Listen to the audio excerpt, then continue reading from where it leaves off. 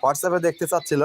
তো আশা করি আমাদের কাছে যে পাখিগুলো আছে আপনারা সবসময়ের জন্য নিতে পারবেন। আমাদের কাছে সব সময়ের জন্য সব বয়সের পাখি অ্যাভেলেবল আছে।